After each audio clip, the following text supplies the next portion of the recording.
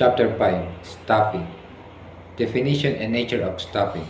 Staffing is the method of hiring, growing, and retaining personnel to make sure that a corporation has the right people within the right roles to attain its desires.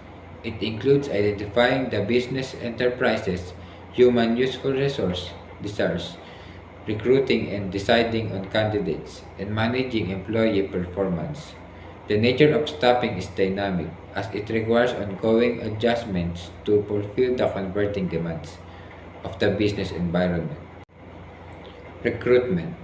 Recruitment is the procedure of attracting certified candidates for open position within the business enterprise.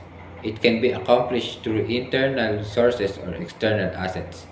Powerful recruitment guarantees a massive pool of qualified candidates, which facilitates the organization to select the fine expertise for its desires.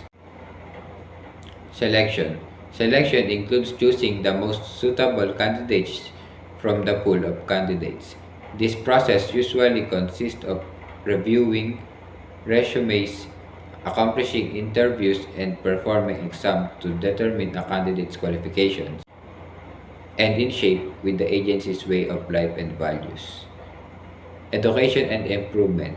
Education and improvement awareness on improving employees' competencies and talents to beautify overall performance. Training addresses particular activity related abilities even as improvement is greater about profession, growth, and making ready employees for better duty. Employee family members. Worker relation involves managing the relationship among the business enterprise and employees.